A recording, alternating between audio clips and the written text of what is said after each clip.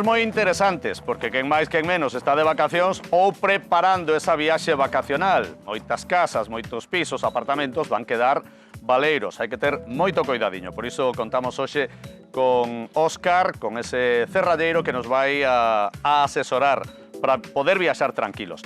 E agora achegámonos, a ver se é posible, conectar con Raquel Pérez, achegámonos ata o Porriño, onde, desgraciadamente, temos que dar conta dese tráxico suceso, non? Un señor de máis de 70 anos que parece ser que acabou coa vida da coidadora social da súa muller. Raquel, escoítanos agora, boa tarde. Así é, Marcial. Polo momento o que podemos dicir é que a Garda Civil está a investigar, ten aberta unha investigación pola morte violenta dunha traballadora precisamente da axuda no fogar do Concello de Porriño, unha traballadora orixinaria de Mos, empadroada aquí neste Concello. O seu corpo aparecía precisamente na vivenda dunha das mulleres a que atendía e o marido desta parece ser atopábase desorientado con manchas de sangue dicindo cousas incoherentes. Para falar un poquinho máis deste tema temos con nos o alcalde de Porriño, Alejandro Lorenzo. Grazas por atendernos. Entendo que neste día no que todo o Concello está en shock pola noticia, aínda tentando asimilar que puido pasar aquí. Está claro que sí, non? É unha situación que non se pode describir e que un se sinte tremendamente apenado, non? Apenado por ela, apenado por toda a súa familia, por todo en xeral, non? A verdade é que é unha situación dantesca, unha situación que non se podería describir como dixen antes, e que, bueno, desde aquí trasladar todo ese pésame á súa familia, non? Que o que sabemos, que o que vos trasladaron as autoridades, a pesar de que, bueno, pues sabemos que aínda siguen no interior, pues entendendo que buscando todos os indicios e pegadas que poidan esclarecer o asunto? Bueno, que sabemos que era unha persoa, que era unha cuidadora, que era a través do servicio do SAF, que realizaba as tarefas nesta casa dende fai anos, e que, bueno, era a usuaria, neste caso, era a muller, non? Neste caso do asesino, non? Que presunto asesino, que está claro que é unha situación que, como dixen antes, é imposible de describir, e que sentimos esa pena enorme, non?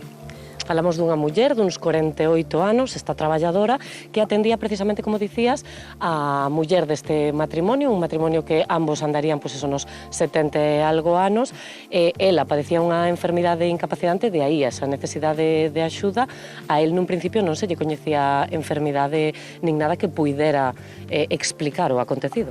Sí, del non temos coñecemento, máis alá da situación que pode haber de servicios sociales, non? Das distintas solicitudes de atencións que se podía ter, e si que era ela unha usuaria, na que estaba, como dixen antes, aparte de estar nun servicio de centro de día, tamén tiña servicio do SAF, que depende do Concello de Porriño, realizado por unha empresa externa, e, bueno, sin coñecemento da outra situación, que está claro que sí, non? Que ela era así como a persona que estaba sendo atendida a súa muller, e as tarefas desta persona asignada era a que realmente estaba atendendo a esta usuaria.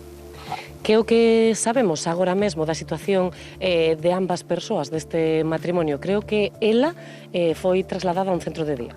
Sí, ela ela sempre viñan a buscala para o centro de día, tiña esa atención desas horas polo centro do SAF, e logo era centro de día que de aquí do propio tamén Concello do Porriño, e que a viñeron buscar hoxe pola mañán tamén cerca da unha tarde, debido á situación que existía, xa tiveron que levala tamén para que acompañaran hasta o coche. E no caso do home? Bueno, no caso do home sí que non temos ese centro de atención, que neste caso non estaba gestionado polo propio Concello. Sí que os veciños comentaban da súa situación, eu tamén con ele sí que estive varias veces tamén no propio Concello, que viña a pedir outras situacións, e que a verdade non tiña coñecemento tamén ningún tipo de situación médica ou que poidera ter, non, el que pudera levar a cabo esta situación tan dantesca, non, como existe aquí.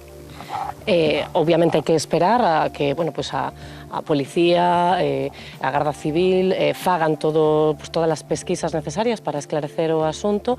O que si temos xa data e hora é para unha concentración en repulsa deste acto precisamente ás 8 da tarde aquí no Concello. Sí, o Concello de Porriño, na propia plaza do Concello, que era unha persoa que estaba empadronada aquí de fai tempo, non, pero que tamén era nacida en Mos, que tamén conxuntamente co Concello de Mos, na plaza do Concello do Porriño faremos ese minuto de silencio ás 8 da tarde, darlle o pésame a toda a súa familia, non, e todo o apoio tamén para que poidan pasar esta situación difícil, pero sobre todo moi difícil, mellor dito que difícil. Pois, moitísimas grazas, alcalde, por atendernos. Xa vedes, compañeiros, conmocionados en Porriño ante a morte violenta desta traballadora de axuda no fogar do Concello, que aparecía cun forte golpe na cabeza na vivenda da muller dunha das mulleres ás que atendía, ás que asistía. Ali tamén se atopaba o marido da mesma con manchas de sangue, dicindo cousas incoherentes e visiblemente desorientado. Agora, a Garda Civil traballa arreo para esclarecer exactamente que foi o que aquí aconteceu. Nos permaneceremos neste punto por se calquera novidade aparecese ante nos e poder comunicárvolo a través da Televisión de Galicia. Grazas, Raquel. Estaremos moi pendentes do que nos poidas contar dende o Porriño, dende o lugar dese tráxico suceso, non?